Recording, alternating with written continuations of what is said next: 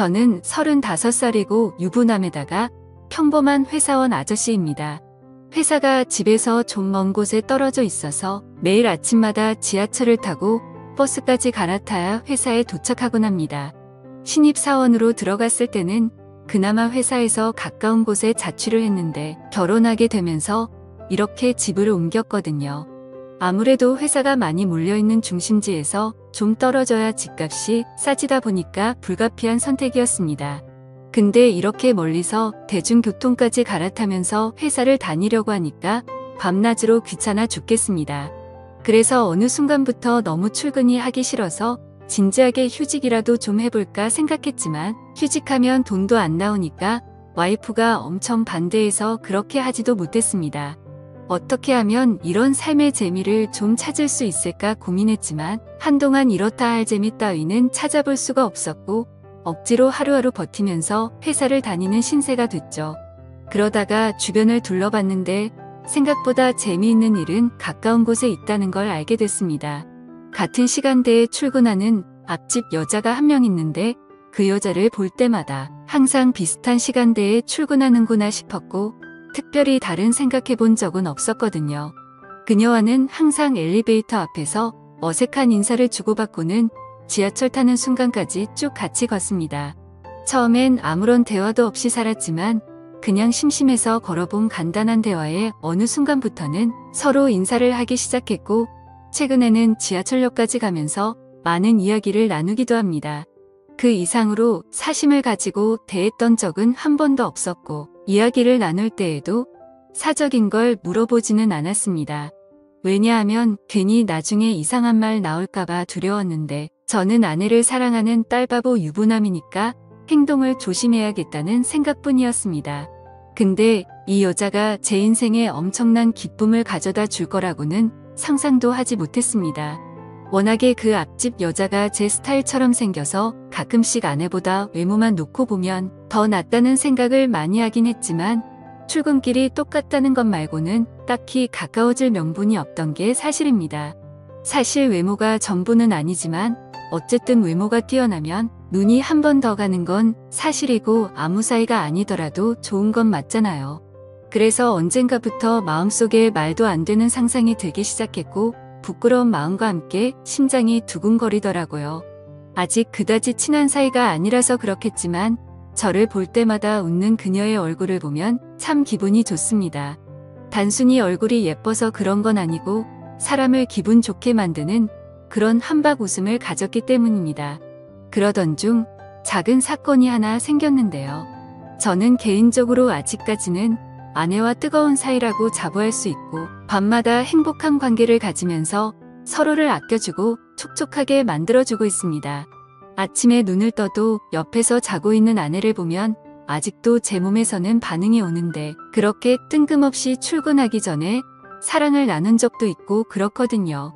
그날도 아침부터 아내와 눈이 맞아서 한껏 사랑을 나눴는데 아침 시간을 뺏긴 덕에 출근 시간은 더욱 바쁠 수밖에 없었고 저보다 직장에 가깝고 차를 가져가는 아내보다는 대중교통을 이용하는 제가 더 바빴습니다.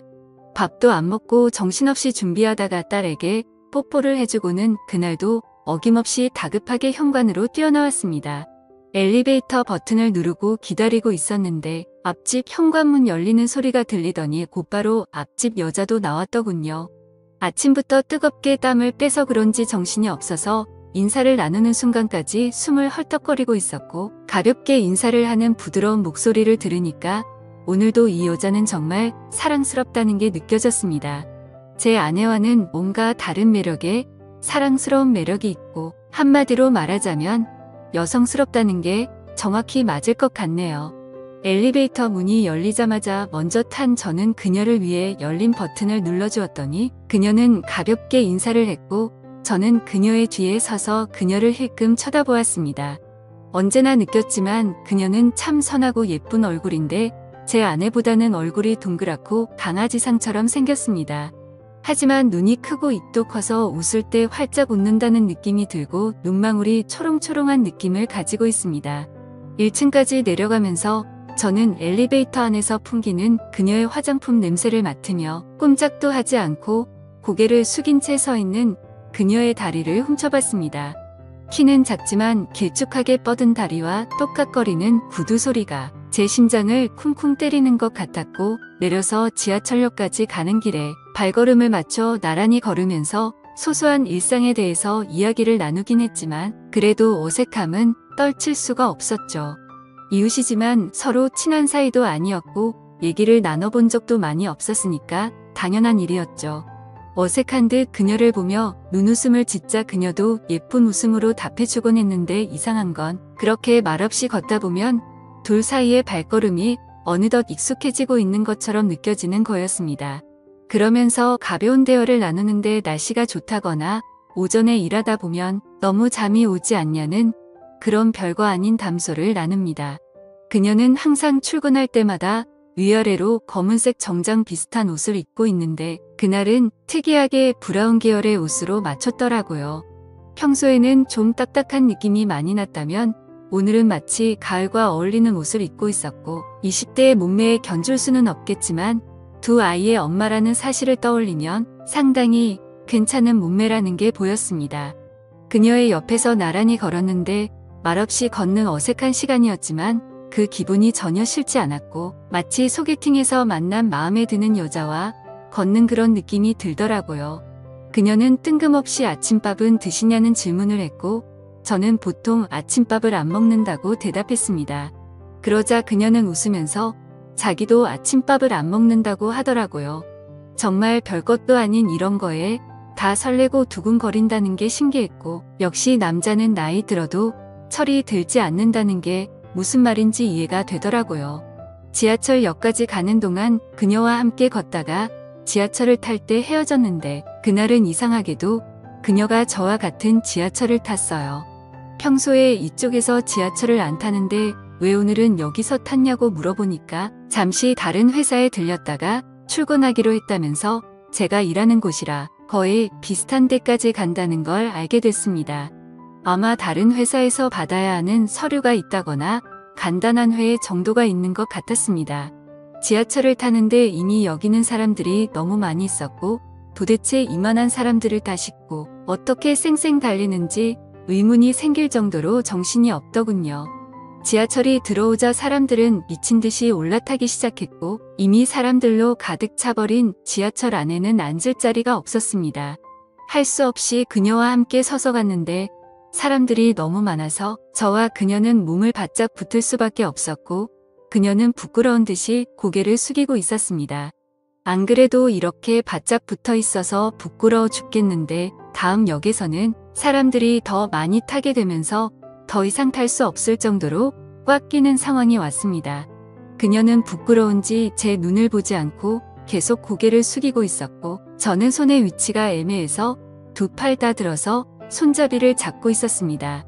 그렇게 갑자기 출발하는 지하철 때문에 순간적으로 지하철은 덜컹거리는 소리와 함께 흔들렸고, 그녀는 휘청거리다가 제 팔을 확 잡았습니다. 잡는 게 편하면 그냥 잡아도 된다고 말했는데 그녀는 부끄러운 듯이 고개를 숙이고는 계속 제 팔을 잡고 있더군요. 온 신경이 팔을 향해 있었고, 저는 그녀의 표정을 힐끔 보면서 혹시 어떤 기분을 느끼고 있을지 보고 있었습니다. 지하철은 이미 만원인데도 미어 터질 때까지 사람을 태웠고, 지하철이 흔들리면서 저는 그녀와 그대로 같이 흔들리기 시작했습니다. 솔직히 서로 행동을 더 조심해야 할 이웃집 여자인데 그런 난처함은 사실 아주 술이 넘치는 순간이었습니다.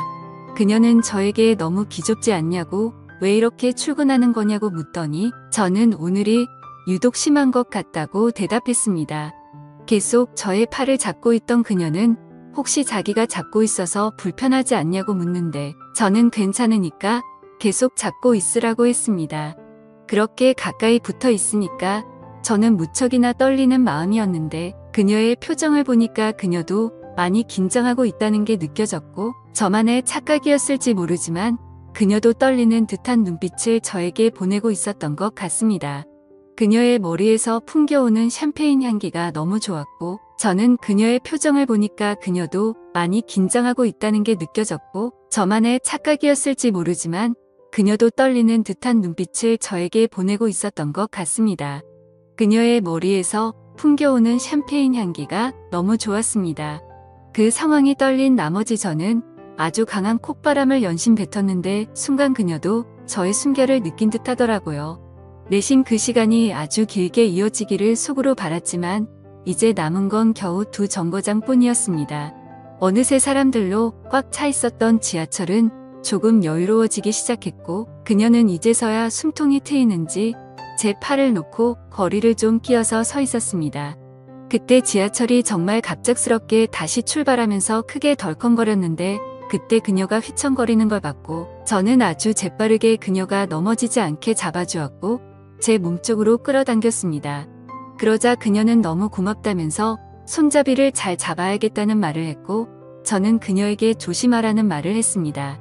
그렇게 떨리는 마음으로 저희는 회사까지 도착할 수 있었습니다. 저희 회사 앞에서 그녀와 인사하고 헤어진 저는 하루 종일 그녀를 떠올리며 혼자서 바보처럼 웃고 있었습니다. 사실 출근 시간은 늘 이렇게 비좁고 불쾌한데 정말 오랜만에 그녀와 함께여서 너무 행복했습니다. 저의 코를 미친 듯이 자극하는 그녀의 샴푸 냄새를 생각하면서 하루를 간신히 버틸 수 있었습니다. 방학날에도 어김없이 그녀와 함께 출근했는데 그녀는 오늘도 저와 함께 지하철을 타게 됐고 역시나 지하철은 미어 타질 것만 같았고 오늘은 저한테 등을 돌려 서게 됐습니다. 걸을 때마다 실룩거리며 걷던 그녀가 저에게 닿고 있다는 사실이 꿈만 같았고 어제와는 완전히 다른 새로운 느낌이 전해지고 있었습니다. 간간히 그녀에게서 힘겨운 소리가 나는 걸 저도 눈치챘습니다. 사람들한테는 비좁은 지하철이 힘들어서 내는 그저 그런 소리일 수 있겠지만 저한테는 그 소리가 너무나 자극적이었고 그녀도 저를 의식하고 느끼고 있는 건 아닌가 싶었습니다. 이래도 괜찮을까, 그녀가 싫어하지 않을까 등등 마음속에서 수많은 질문을 한 끝에 지하철에서 내리고 나서 그녀의 휴대폰에 제 번호를 찍어주고는 근처라면 같이 점심이나 먹자고 했습니다. 이렇게 같이 출근하는 것도 인연인데 앞집 사는 사람이란 식사도 한번 같이 안 해본 것 같다는 말을 했죠. 그녀는 점심시간에 연락이 왔고 함께 맛있는 밥을 먹으면서 대화를 나눴습니다.